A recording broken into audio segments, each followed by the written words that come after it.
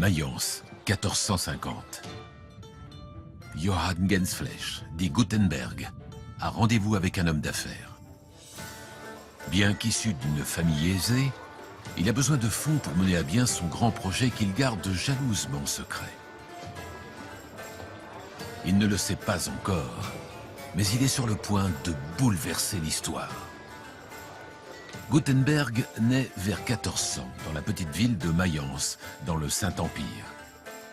Son père fait partie de l'élite à la tête de la ville. La famille est donc à l'abri du besoin. Mais Gutenberg n'est pas homme à se satisfaire d'une rente. Passionné d'ingénierie et de mécanique, il aime les activités manuelles et l'artisanat. La mise au point de mécanismes et de nouveaux concepts semble particulièrement stimuler son esprit inventif. En 1428, il quitte Mayence pour Strasbourg. Rapidement, il trouve des associés pour mener à bien de petites entreprises rentables. Toutes ces expériences, très différentes, lui donnent de solides connaissances en orfèvrerie et dans le travail du métal. Mais il garde pour lui, caché au fond de son atelier, son projet secret. Un jour, cependant, des personnes prétendent avoir aperçu une sorte de machine. Ils décrivent une chose technique, métallique et démontable. Apparemment, elle fonctionnerait avec une presse. L'inventeur s'entoure rapidement de mystères. Rien ne sert d'avoir des idées si d'autres personnes ne vous les volent. Mais Gutenberg ne peut pas porter ce projet tout seul. Il lui faut de l'aide et surtout de l'argent. Il doit prendre le risque d'en parler à un financier. Il se tourne alors vers ses associés, dont Andreas Dresden, qui meurt avant d'avoir pu voir l'œuvre achevée, mais non pas sans y avoir investi une forte somme d'argent.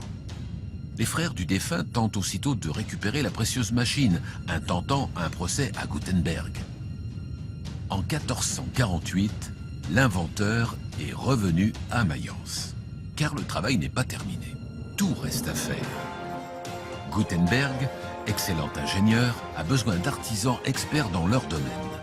Plus grave, les matériaux coûtent une fortune. Le papier lui-même est à l'époque une denrée rare. Il lui faut de l'argent frais. Il prend alors le risque de présenter son idée à une seconde personne, Johann Fust. L'homme d'affaires croit au projet. Il décide de financer Gutenberg, qui se remet aussitôt à la tâche. La mise au point de la première presse à imprimer à caractère mobile. Aux yeux de tous.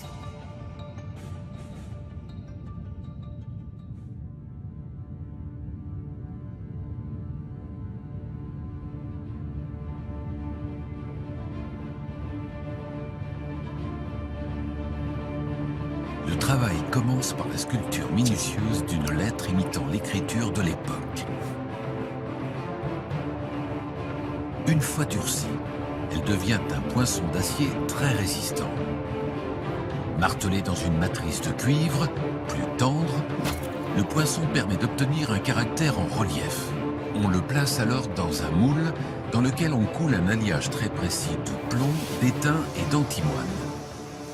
Cette opération répétée permet d'obtenir des milliers de caractères identiques. On passe alors à l'étape suivante, la composition de la page. Les caractères sont rangés un par un, ligne par ligne, pour former les mots, les phrases, les paragraphes. Les espaces sont soigneusement calculés pour que chaque ligne se termine rigoureusement sur le bord de la colonne. Puis, le cadre est verrouillé. Les caractères enduits d'une encre noire et grasse à la composition savamment étudiée pour être ni trop liquide ni trop visqueuse. On place ensuite une feuille de papier humide sur les caractères sous une presse. Il ne reste plus qu'à actionner le bras. C'est aussi simple que ça, mais il fallait y penser. En quelques heures, 2 artisans accomplissent une tâche qu'un moine copiste aurait mis plusieurs semaines à réaliser. Une révolution.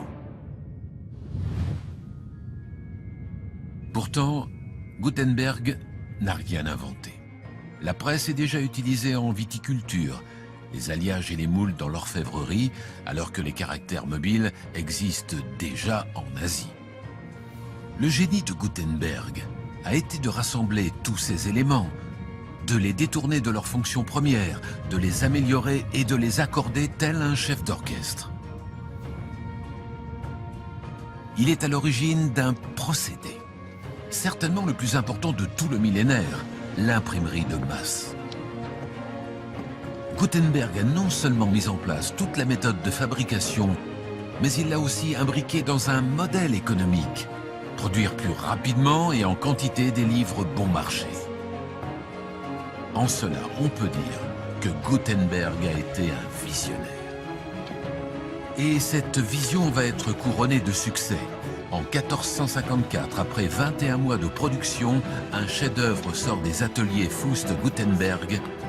La Bible dite de Gutenberg est le premier livre imprimé de l'histoire.